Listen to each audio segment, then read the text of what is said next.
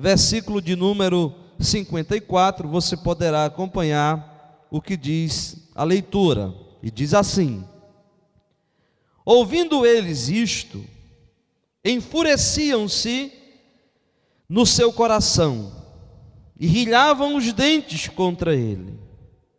Mas Estevão, cheio do Espírito Santo, fitou os olhos no céu e viu a glória de Deus e Jesus, que estava à sua direita, e disse: eis que vejo os céus abertos, e o Filho do homem em pé à destra de Deus. Eles, porém, clamando em alta voz, taparam os ouvidos e unânimes arremeteram contra ele.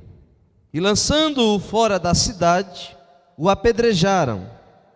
As testemunhas deixaram suas vestes aos pés de um jovem chamado Saulo. E apedrejavam Estevão, que invocava e dizia: Senhor Jesus, recebe o meu espírito.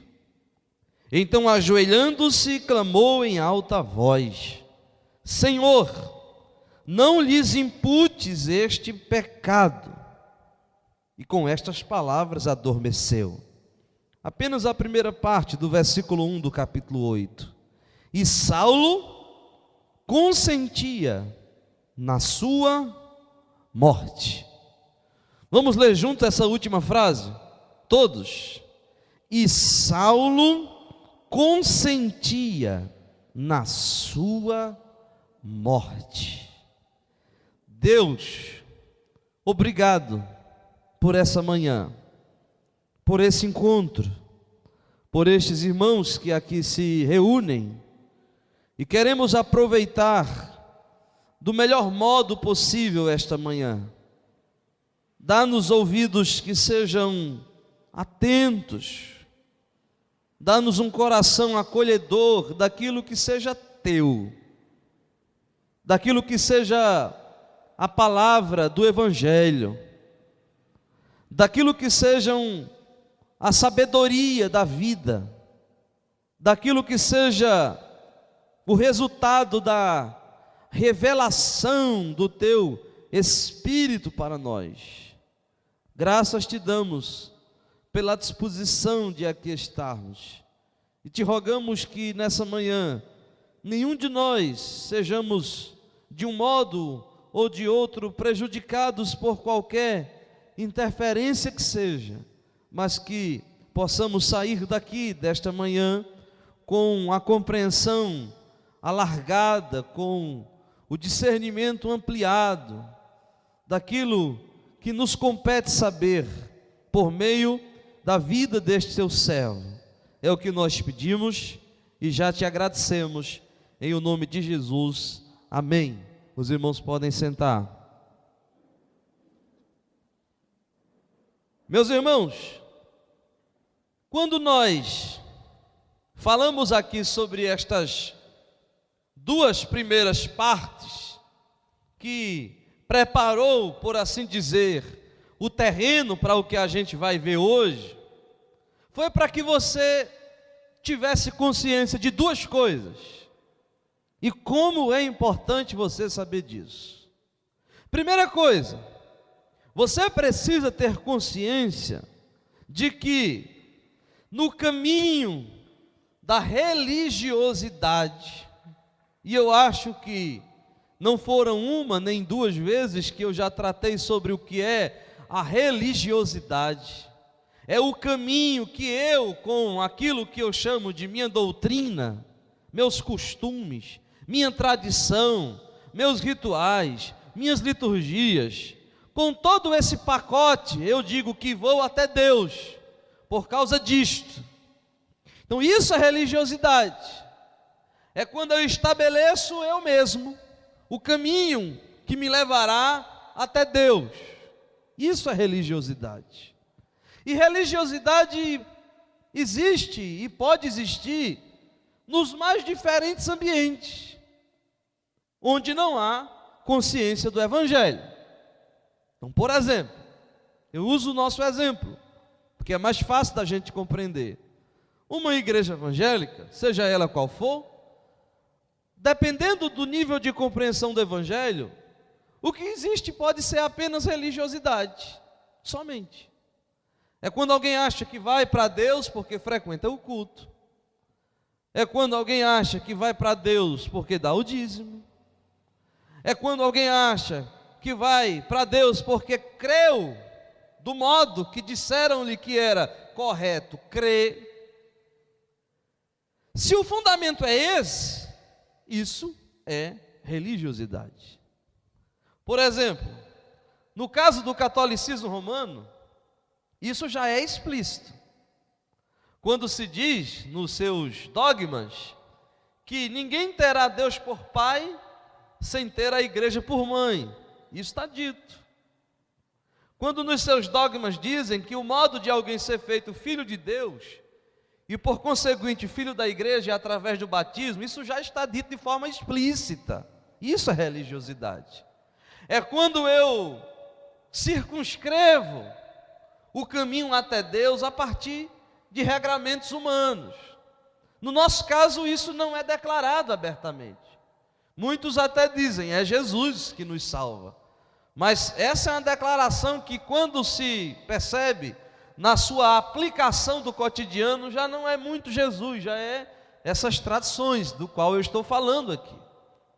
Então a coisa mais importante é nós entendermos que religiosidade e consciência do Evangelho são coisas diferentes, e pela insistência com a qual às vezes eu falo disso, eu acho que já está ficando compreendido essas questões.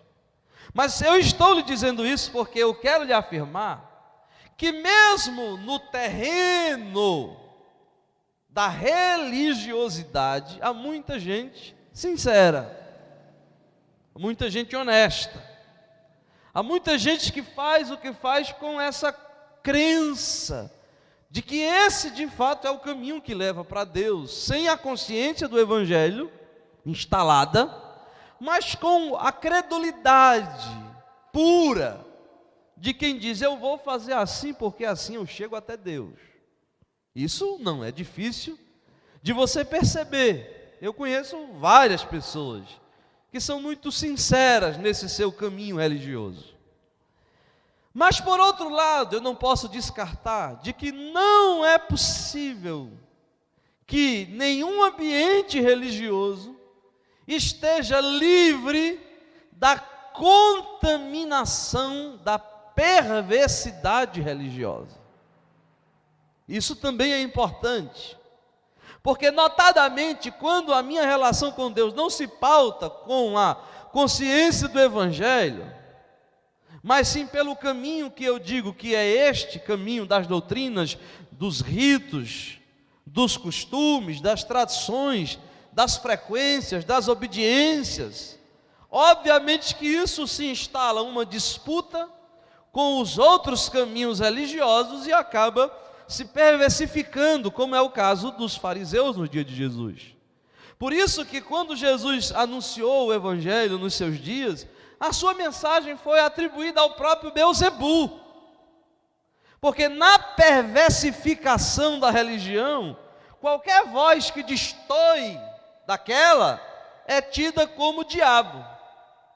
Tem até um livro muito interessante que diz, o diabo é o outro, porque na consciência religiosa sempre será diabo aquele que não anda comigo.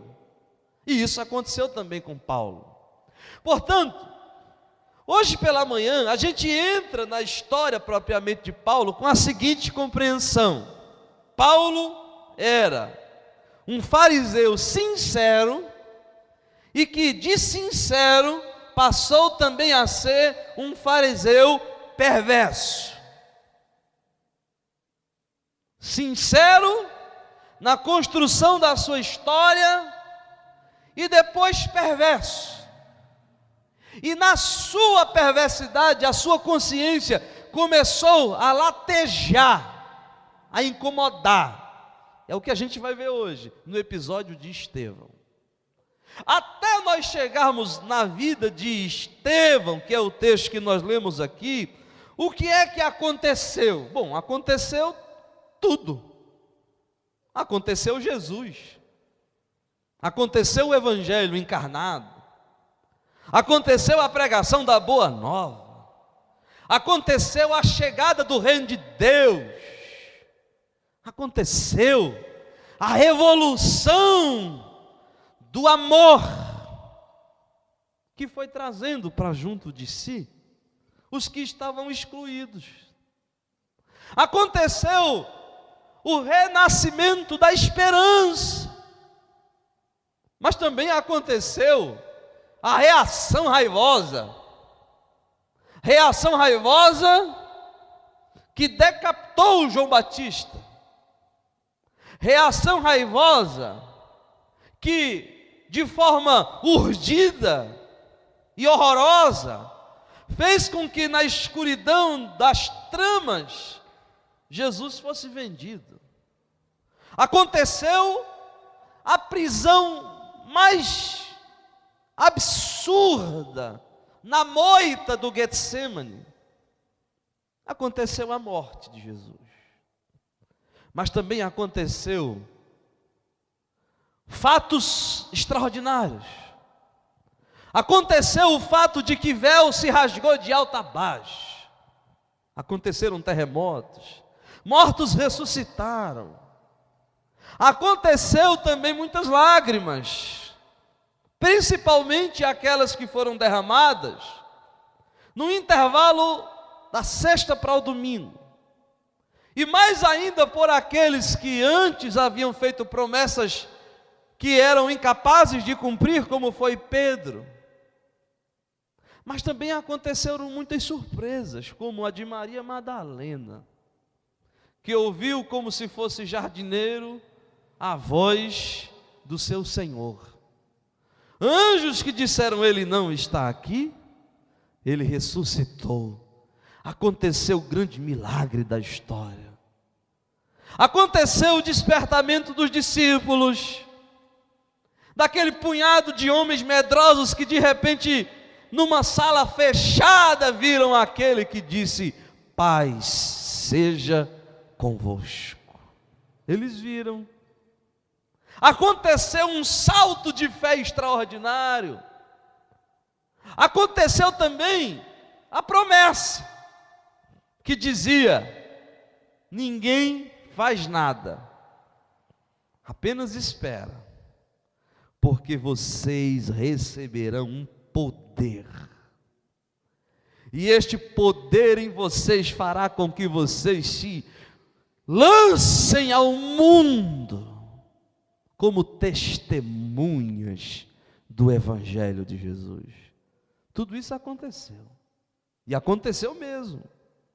E aqueles homens saíram anunciando que aquele que havia sido crucificado também ressuscitou dentre os mortos. E aconteceu de que Deus foi testificando por meio de sinais e autenticando por meio de milagres a palavra apostólica. E aí você conhece as histórias da cura do aleijado na Porta Formosa. Aí você sabe de como intrepidamente os iletrados e incultos foram reconhecidos como gente que havia estado com Jesus.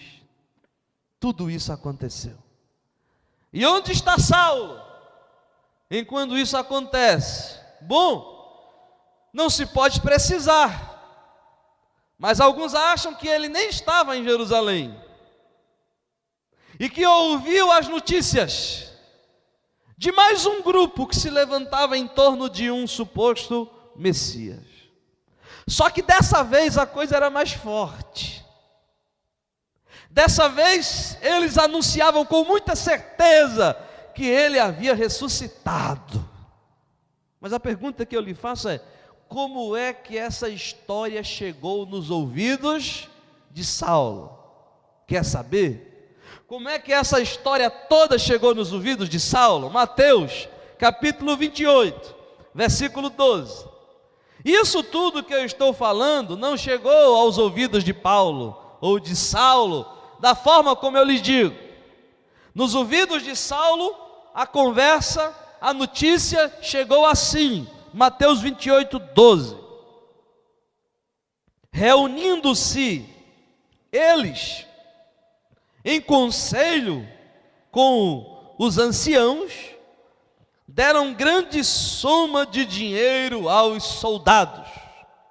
Aqui nós estamos falando dos principais sacerdotes, do sumo sacerdote, que recebeu o espanto dos soldados, dizendo tudo quanto acontecera. E aí, na trama mesquinha, eles combinaram o seguinte, recomendando-lhes aos soldados que a todos dissessem: vieram de noite os discípulos dele e roubaram o corpo enquanto dormíamos. Bom, mas se os soldados fizessem essa confissão, eles estavam confessando contra eles mesmos, porque a guarda romana era muito exigente. E se existe razão em algumas teses históricas sobre esse sepulcro de Jesus, como a de Joseph McDowell, que é um pesquisador norte-americano que nessa sua pesquisa acabou se convencendo e se convertendo da ressurreição.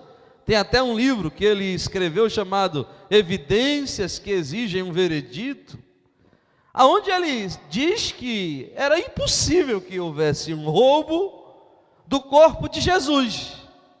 Haja vista o preparo dos soldados, haja vista o peso da pedra e a ausência de recursos daqueles discípulos, que se pudessem roubá-lo, teria que ser com uma multidão e que despertaria, sem dúvida alguma, toda a guarda. Como é que tudo isso aconteceu no silêncio? Então era um testemunho contra eles mesmos, os soldados dizerem: vieram e roubaram. Mas aí, como um abismo chama outro abismo, e uma mentira chama outra mentira, aí vem a segunda mentira. Versículo 14. Caso isto chegue ao conhecimento do governador, aí entra agora o tráfico de influência, nós o persuadiremos e vos poremos em segurança. Então esse foi o cala-boca aos soldados. Essa foi a forma de dizer assim: esqueçam, vocês não viram nada, não ouviram nada, e vão dormir com esse barulho. E foram, com o dinheiro no bolso, fizeram tudo conforme o combinado. E o final do verso 15 diz, é isso que eu quero chamar a sua atenção: esta versão divulgou-se entre os, inclusive, Saulo. Essa versão divulgou-se entre os judeus e, enquanto escrevia Mateus, Mateus diz, até ao dia de hoje. Então, como é que Paulo recebeu essa história toda? Como uma fraude. Saulo ouviu falar de Jesus como um embusteiro. Saulo ouviu falar de Jesus como enganador, como mais um louco. É assim que ele ouviu. E na sua sinceridade já pervertida, qualquer ameaça à lei, ao templo, já era vista como sendo digna de extirpação. Foi assim que Saulo ouviu. Mas bem, isso podia ter acabado. Lembra do mestre de Paulo, Gamaliel? Gamaliel, que havia sido professor de Saulo, quando Pedro e João são arguidos pelo sinédrio a respeito da cura daquele homem, Gamaliel disse: olha, dá de mão a estes homens, deixa eles irem. Vocês não lembram de Teudas, que se levantou, e de Judas também, outro lá? Cada qual dizendo que era o Messias. O movimento se desfez, porque depois que o louco morre, depois que o doido morre, o povo esquece isso, até que se levante outro doido.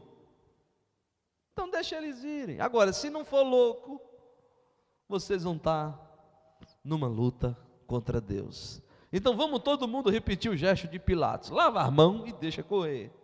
E correu, e correu, e correu, e gente foi alcançada, e o Espírito ia lá convencendo, atraindo, arrebatando, e gente ia se quietando, e ninguém aguentava suportar as palavras, e as lágrimas rolavam, e muita gente foi chegando, não apenas pelo aquilo que ouviam, mas pelo modo amoroso que se repetia, conforme ensinou Jesus, do acolhimento, do trato com o humilde, do trato com o pobre, e gente foi chegando, e era um movimento revolucionário, que andava na marginalidade do sistema,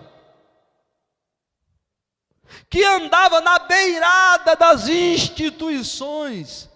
Eles se reuniam nas calçadas, na porta do templo, no meio da rua, e esse negócio foi crescendo, foi crescendo, foi crescendo, e foi despertando os olhares furiosos dos judeus, do Sinédrio. E aquele negócio foi tomando proporções. Na festa de Pentecostes já estava sinalizado que isso iria ser um caminho sem volta, quando mais de 3.000 pessoas creram. Foi crescendo, foi crescendo, e foi crescendo, ao ponto de que, internamente falando, a própria igreja se viu meio que desorganizada para lidar com aquele acúmulo de gente. Por isso é que, se você ler o que está em Atos capítulo 6, você vai ter que abrir para acompanhar comigo. Atos capítulo 6, versículo 7, se diz assim: crescia a palavra de Deus. E eu gosto dessa expressão, eu gosto disso aqui. Crescia a palavra.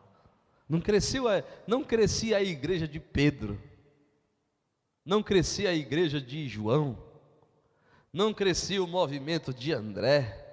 O que crescia era a palavra. Às vezes eu vejo certos debates aí sobre crescimento de igreja. O que é que a gente tem que fazer para a igreja crescer? Ora, quais as estratégias? Quais os métodos? Vamos fazer como os testemunhos de Jeová? E acordar as pessoas de manhã com a voz de sono, como diz a música? Vamos lá fazer isso para a igreja crescer. A única coisa que tem que crescer é a palavra dentro de você. Se a palavra crescer dentro de você, vai ser algo contagiante, sem que se precise ficar usando de artifícios marqueteiros e mercadológicos para a gente crescer. O que tem que crescer é a palavra, e ela tem que crescer em mim. E se a palavra vai crescendo em todo mundo, não tem jeito, é irresistível. Por isso que se diz, crescia a palavra, a compreensão, a convicção, o discernimento, ganhava todo dia concreção, as pessoas cada vez mais se pareciam com Jesus, no trato, no jeito, no olhar, no modo. Por isso que em Jerusalém se multiplicava o número dos discípulos. Eu vou ter que correr, porque se todo o texto que eu botar o olho eu querer falar nele aqui, a gente não sai. Mas veja, a multiplicação do número dos discípulos não é, ou não antecede aquilo que eu disse do crescimento da palavra. Tem gente que o que quer? Vamos nos multiplicar. Multiplicar. Aí tem as ideias mais doidas, né? Não, vamos fazer as células. Nada contra quem faz célula, porque se fizer encontros nos lares com o evangelho é uma bênção. Mas tem gente que usa esses métodos assim, células, a gente põe 12. E 12 tendo que cada um armar mais 12. E depois mais 12. E vai ficando uma escadinha. E o negócio da gente é se multiplicar. Vazio. De que serve? De que serve? Vamos multiplicar, multiplica. Vamos nos multiplicando. Tem que ter mais. Cheios de quê? Cheios de quê? O que se multiplica aí é crente, em escala industrial. Se multiplicando, em escala industrial. Serve de quê? A gente muda em quê essa nação desse jeito? A gente muda em quê a sociedade? Está aí hoje, dia 15 de março. Nem sei se vai ter. Em alguns lugares acho que deve estar tendo. Contra a corrupção. Nada contra. Mas e aquelas corrupções particulares? E a corrupção do dia a dia? Se a palavra não crescer na gente, a multiplicação de gente sem palavra não será outra coisa senão a multiplicação da religiosidade somente. Agora, se a palavra cresce, não tem dúvida, a multiplicação vem com uma consciência nova. Por isso que se diz, crescia a palavra, se multiplicavam os discípulos. Quem se multiplica? Não são os consumidores. Quem se multiplicam são os discípulos. Porque onde existe a palavra que cresce, existem os discípulos que são feitos. E aí, muitos sacerdotes, inclusive se diz, muitíssimos sacerdotes não resistiram. Eu acho que nessa leva está Nicodemos. Tem algo que me diz que nessa leva está um cara feito Nicodemos. Não resistiram, não dá para aguentar. Eu creio em Jesus também. Aí quando muitos sacerdotes obedeciam à fé, isso foi mexendo na estrutura. E é interessante que neste ambiente é que se diz que a igreja internamente se viu num dilema.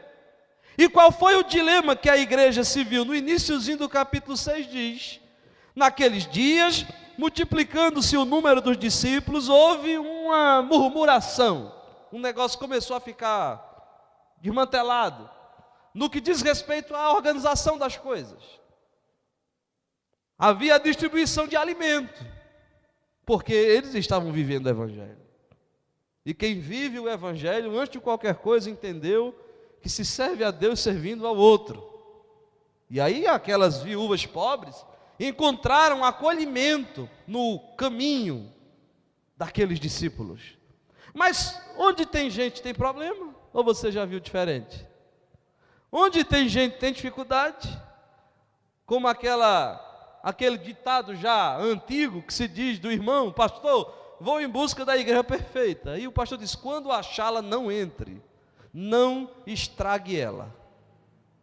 Porque onde tem gente tem problema. Na igreja de Pedro tinha problema, que coisa? As viúvas lá, que não eram judias, estão excluindo a gente. Começaram. Só porque a gente não tem o pedigree judaico. Isso é preconceito com a gente. Aí a coisa chegou nos ouvidos de Paulo, de Pedro, de João, e disseram: irmão, vê só, a gente tem que estabelecer prioridade. Não é que a gente vai ser mais importante do que quem quer que seja, mas a gente não pode deixar o microfone aqui. Se tivesse microfone. E a gente ia agora servir as mesas. Não que servir as mesas fosse alguma coisa inferior, porque o que a gente está fazendo aqui falando é servindo a mesa do banquete espiritual. Mas não dá para a gente estancar a pregação e servir a mesa das viúvas.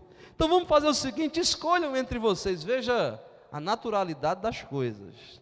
Escolha entre vocês nesse fluxo natural, sem agonia, sem pressa, sem vaidades.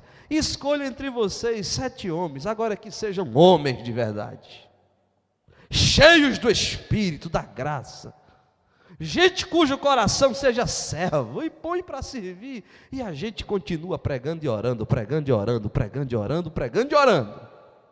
E assim foi feito.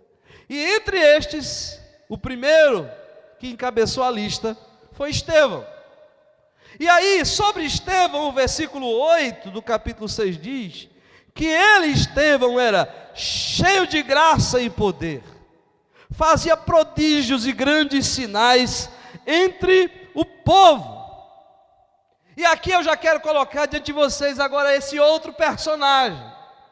Se do lado de cá você tinha um Saulo, apaixonado pelas tradições dos seus pais, se você tinha um Saulo que estava de modo empolgante, dizendo: nós vamos fazer cumprir a lei, apareceu Estevão, apaixonado por Jesus.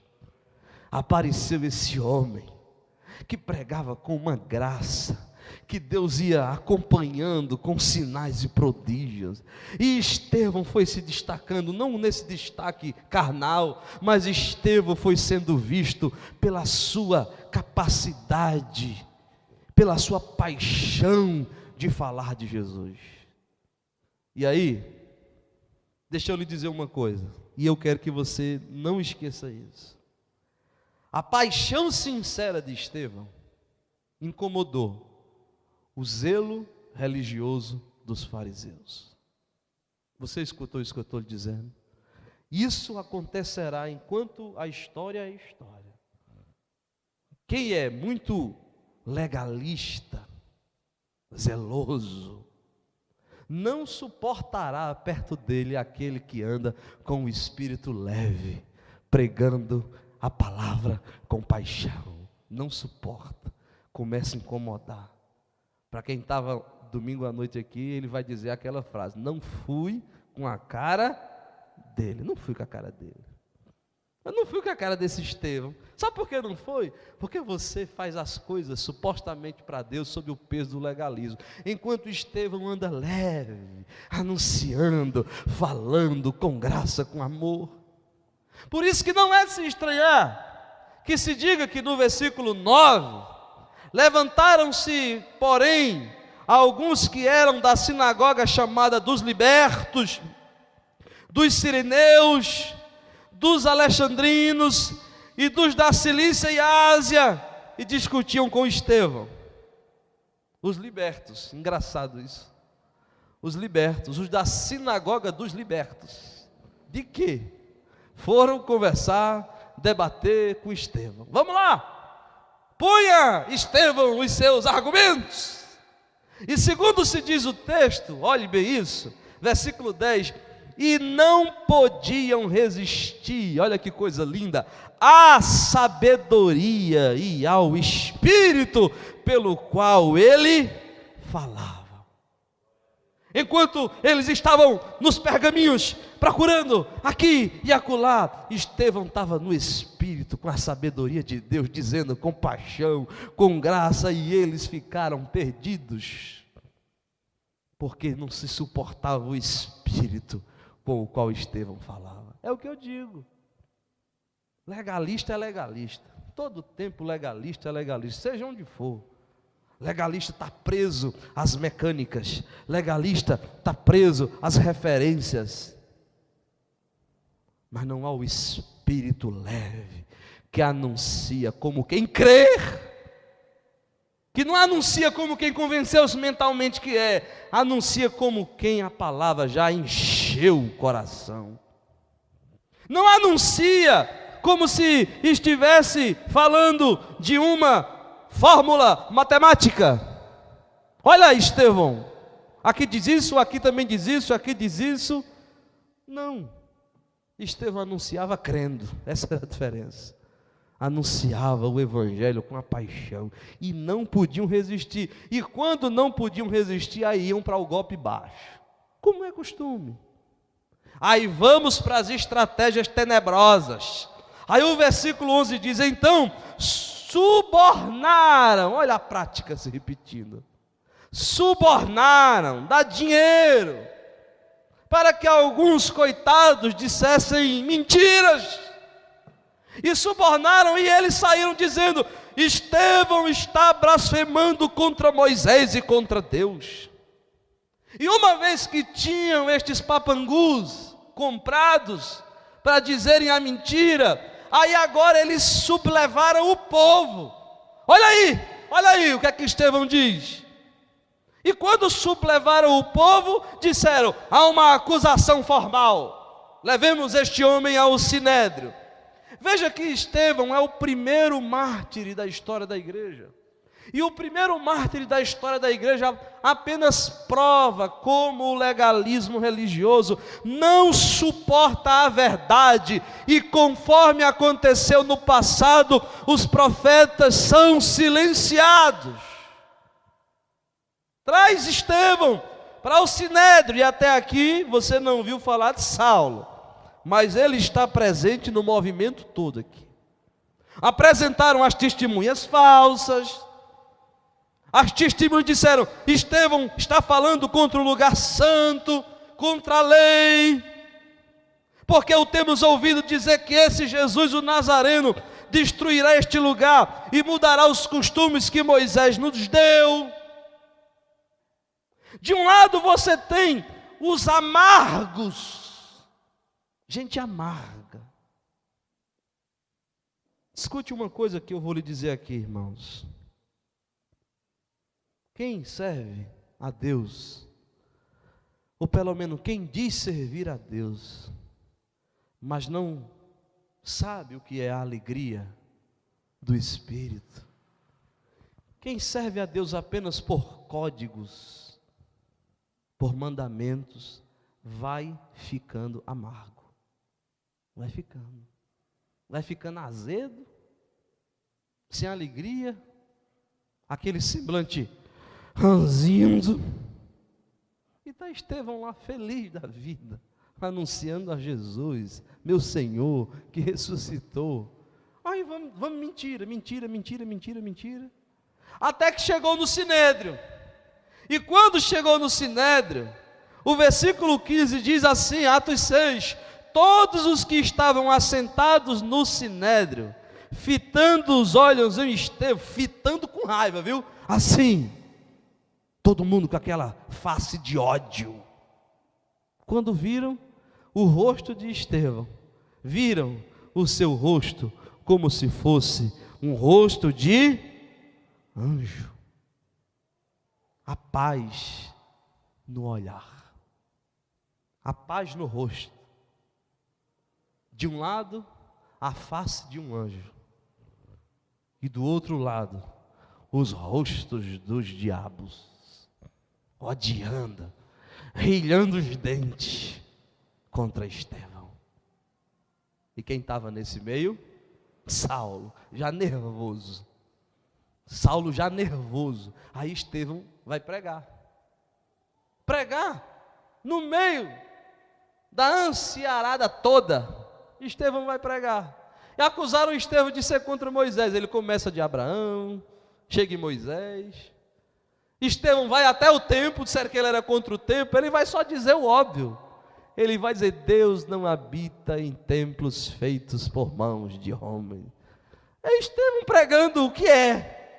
E eles com raiva, e o ódio tomando conta. Quando chega no versículo 51, depois desse sermão maravilhoso, que você pode ler em casa depois, no versículo 51 do capítulo 7, aí Estevão desce a espada, como tem que descer, com graça, com firmeza e com verdade. Olha no rosto dos cão tudinho e diz: homens de dura cerviz e incircuncisos de coração e de ouvido, vocês se perversificaram. Lembra do que a gente falou? A perversão da religião é a denúncia de Estevão. Incircuncisos de coração, incircuncisos de alma, hereges de espírito, ainda que sejam ortodoxos em todos os costumes e tradições, mas a alma de vocês está tenebrosa. Escutem, O que vocês estão fazendo sempre é resistindo ao Espírito Santo por causa da vossa lei. É o Espírito que vocês resistem. E vocês estão apenas repetindo o que fizeram os vossos pais. Qual dos profetas vossos pais não perseguiram? Eles mataram os que anteriormente anunciavam a vinda do justo, do qual vós, e aqui a pancada desceu, vos tornastes traidores e assassinos, vós, que recebestes a lei por intermédio de anjos, e conquanto tenham criados tantos mandamentos, não aguardaste. É pesado isso aqui. É a denúncia contra a perversão da religião. E o versículo 54 diz: ouvindo eles isto, e Saulo está no meio, enfureciam-se no seu coração, e literalmente diz, rilhavam os dentes contra ele. Sabe aquele cachorro bravo, pronto para atacar? Eram os fariseus, pronto para atacarem. E naquele momento que Estevão dizia estas últimas palavras, e os fariseus suavam, tremendo de ódio, aí Estevão disse uma coisa que foi a gota d'água, levantou os olhos para os céus, cheio, transbordando do Espírito, disse: eis que eu vejo a glória de Deus, e Jesus que está à sua direita. Pronto, acabou. Foi ele dizer isso, como quem dizendo: me leva, papai, já estou vendo a glória, os céus já se abriram, eu não tenho mais nenhuma paixão aqui, eu agora já estou vendo o meu Senhor. Estevão já não estava mais ali, no que diz respeito à conexão do seu espírito. A conexão do espírito de Estevão já estava com Jesus, ó. O que acontecia dali para frente ia ser só a dor física, mas a alma já estava lá. Aí não deu outra, agarraram Estevão e, tapando os ouvidos, lançaram fora da cidade, e a cena foi horrível. E agora eu quero voltar para Saulo, e Saulo está lá. Imagine você agora olhando a cena pelo olhar de Saulo. Saíram arrastando de todo jeito, de toda forma, puxando, arranhando, talvez esbofeteando, e aquele monte de fariseu tudo raivoso, parecia uns cão com raiva. Quando chegaram fora da cidade, versículo de número 58, deixaram ele nu. Você imagina a vergonha? Começaram a rasgar, um puxava aqui, outro puxava de lá, outro arrancava daqui, e a rasgaram e deixaram Estevão nu. E jogaram Estevão no chão, na terra quente. E diz aí, e as vestes, escute isso, e as suas vestes aos pés. E aí entra o nosso amigo, de um jovem chamado Saulo, que estava observando se a coisa estava sendo feita bem feita. Depois que deixaram ali, começaram a rolar as pedras. E para essa geração que acha que quem é de Deus não pode sofrer nenhum arranhão na vida, meu Deus. Para essa nossa geração que não suporta uma gripe, porque diz: se eu estou com gripe é porque Deus tem alguma coisa contra mim. E foram as pedras no rosto, na face, no peito, nos braços. E Estevão estava tão conectado com a realidade espiritual, que olhava para Jesus e se parecia com Jesus. E esse é o significado essencial de ser discípulo, se parecer com Jesus. Por isso que enquanto a pedra batia, ele teve força de se ajoelhar. Ele se ajoelhou e disse: Senhor, não lhes imputes este pecado. Recebe o meu espírito. Foi o corpo de Estevão frágil, tombando, sem vida, e o seu espírito indo se encontrar com Jesus, que já estava em pé, esperando Estevão chegar. E Saulo? Viu tudo. Viu tudo. Conforme nós veremos lá na frente, ele vai se entregar e vai dizer que esse episódio ficou na cabeça dele. Imagina o olhar de Saulo. Você acha que Saulo estava com pena de Estevão? Era? Com pena? Estava não. Mas isso ficou latejando na cabeça dele.